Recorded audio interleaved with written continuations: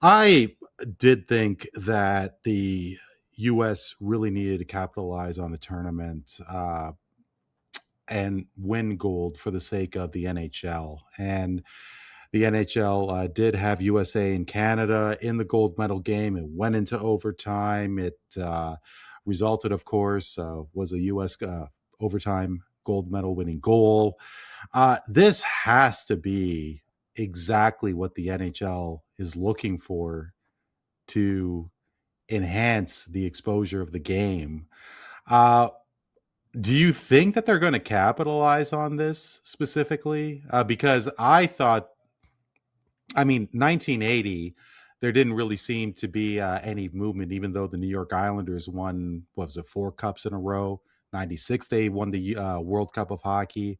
Nothing happened there. But I don't know. Call me an optimist, but I think that there is a real chance that the NHL could really take advantage of what took place in Milan. Well, I always hope for it because I always want to see hockey be bigger because I'm a hockey fan, through and through. And part of being a hockey fan for me is wanting to see more success in the United States. I've always, and it's had bumps here and there, but it's never taken off. And who knows if it ever will, like legitimately. Oh, And it's a culture thing. I get it. It's just people grew up not in love with the game or not, cultured with the game. However, here's my take. And as gutted as I was to see Canada lose the game, and of course I was gutted for them and gutted for the country. However, I thought it was a good thing that the United States won for that reason. I think what has helped is the undeniable patriotism by the players after they won. It was about the flag, it was about the country.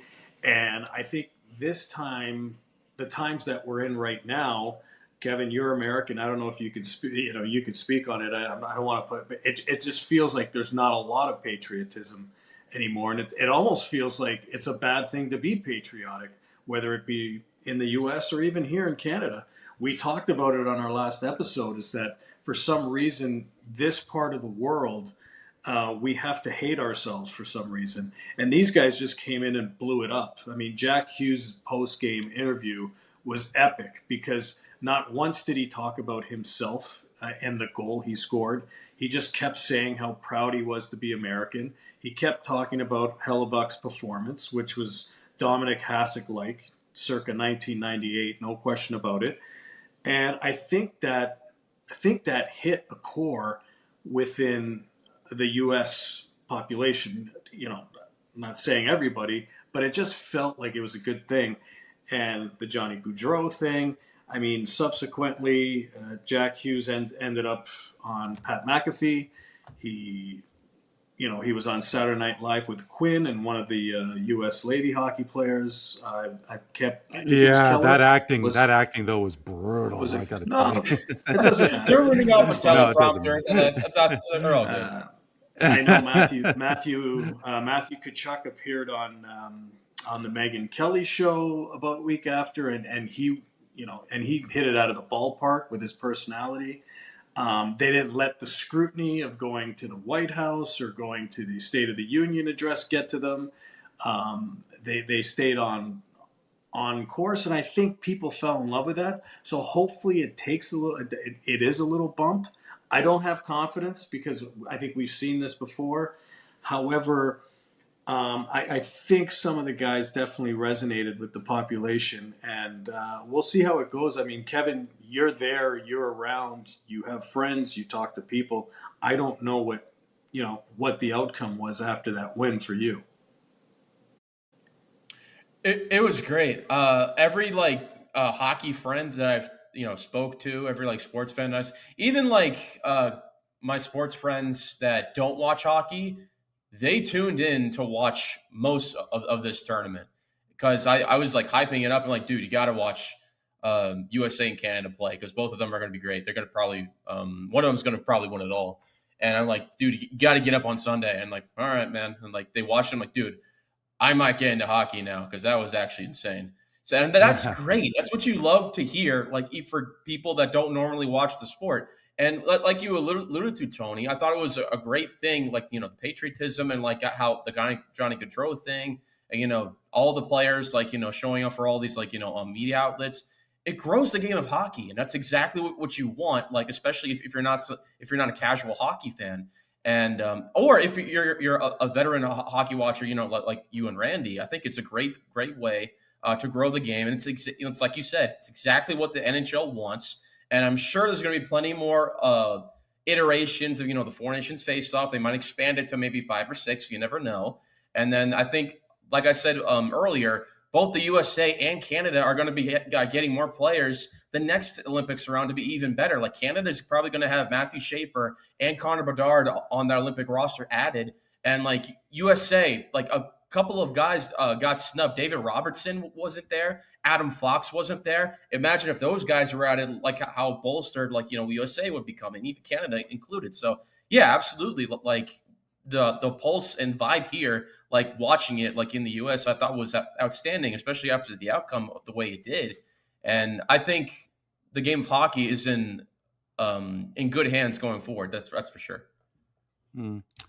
Yeah, and Tony, you brought up a couple of points I'd love to challenge you on, because the whole patriotism item, and I don't know if you were working the first game back for Auston Matthews. They acknowledged Ekman I Larson. was.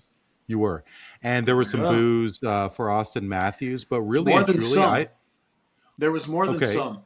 What you're So reading on would social media to me was bullshit, because I heard a lot. I didn't read a thing. I'll tell you right now, I didn't read a Yeah. thing. I just took it off of Sports Center.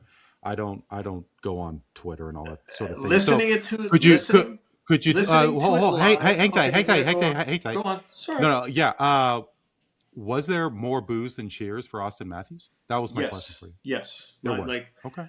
being there live, from what I took of it, I mean, I think eventually they kind of gave a bit of an ovation, but while they were announcing his name and what have you, there was actually, because I remember beside me, there was like an ex-employee who's retired, but he's got season tickets, so he always comes up and visits us. His name's Mike. And I turned around and looked at Mike, and I was like, this is disgusting. I said, this is disgusting. This is their captain, and they're doing this. Why? I have no idea. I have my guesses, but I just felt it was gross. So I don't like. And then later on, when I'm looking at social media, some people were actually, I don't know if they doctored the video, but I was there and listened to boos long enough to say, wow, this is. Okay, well, here's my question. Do you think, and I'm guessing that you had thought about this, do you really think that it was because Auston represented the United States, or because Auston Matthews beat Canada? Because I'm thinking it's the latter. I'm thinking hockey fans are not overly buzzed out that he went to go visit Trump. I think those are maybe more so fans that are more so into the optics and the political landscape. They're not really into they're not into sports per se as much as they are in the everything, all the other side stuff that's going on. I really believe that it is Matthews beating Canada in the gold medal game, because if Matthews defeated Czechia, that there is going to be a round of applause. I wish I could agree with you, but I've seen more than enough craziness in terms of politics with sports. And listen, our country we have a lot of Trump derangement syndrome in our country, right? Because we've been conditioned, well, not me, but, through media is, everything is Trump's fault. The plight of our country is because of it is. So this guy has threatened, Canada to be the 51st state, tongue in cheek, for how long? And so here he is, their captain, being front and center at the White House with the guy who's threatening to annex our country in their minds, right? I mean, the derangement is real, Randy. You can't deny that. But the derangement is real. I just don't think that. I don't know for sure what 20,000 people are thinking. I'm not I have no idea. But we got a pretty good preview at the Four Nations tournament with the amount of booing that was going on when the American anthem was, in Montreal was being played. So I can only go off of that, and I can only go off of some of the scrutiny they got for attending the White House, for attending the State of the Union address, when technically, Auston Matthews was supposed to have reported to the team, to the Maple Leafs, and I believe it was in Tampa. Yeah, I think they played Tampa the first game back.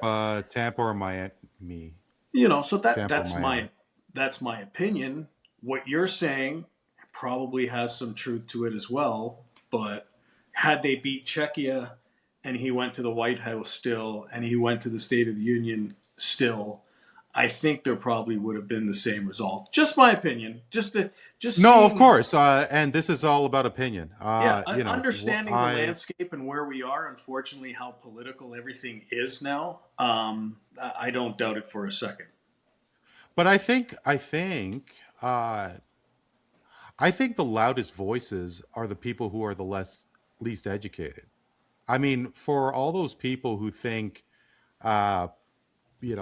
Angel Reese should get the same amount of money as Shai Gilgeous-Alexander is absolutely ridiculous, because there's only 15 teams in the WNBA who play only 40 games, while the NBA has 30 teams with 82 games, and tickets are so much more expensive, and stadiums are twice the size of WNBA arenas for now, and in most cases. And those are the people who are crying the most about that particular issue. And with regards to sports altogether, and a whole whack of items that I don't need to get specific on, it's the people who just whine and cry and bitch about all of the shortcomings that they're experiencing, and they're only listening to one side of the story. And with Four Nations, I mean, I was right there with all those detractors, because Trump calling my country the 51st state, forget that sucks. And I'm not going to take a joke because you know what, I like this country. This country's pretty cool to me. Now, Kevin, with all due respect, I mean, whatever. But so do I. So do I, Randy. But you're proving my point by being so agitated by it. Yeah, like not understanding the fact that this guy's a Class A troll and this is what he does. Oh, come on! You know what? That's not acceptable for a president. Kevin, for the most powerful man in the country, that is so unacceptable. It's one thing, and Kevin, I'd love to hear your comment on this, because it's one thing that if he could dish it out as much as he could take it, but he could never take it. With all due respect, Kevin, to the president of your country. So, he could dish it out all the time. He could never take it. And when it came to the 51st state, that really pissed me off. Kevin, please go ahead. No. So like, I get, like both sides to it. Like living in USA myself, I'm not the biggest Trump fan at all. I don't vote. So I don't really care about any the political nonsense, and I heard about the 51st state news and all that, and absolutely I can see people of Canada getting frustrated over those comments, and and the other side I'm I think it should be good. I don't really buy into that personally, I don't really care too much about it. Trump does say a lot of things, and he does let words come out of his mouth that I think that he should just keep to himself. I will agree with you there. But at the same time, and there's nothing really that I can do about it or change about it. So I'll leave that to the people that need to be that. But I completely understand, the frustrations. At the same time, with Trump inviting Team USA to the State of the Union and the White House and all that, I feel that's kind of a tradition at that point, because we've seen U.S. athletes get invited to the White House and all that. So I don't really have a problem with that.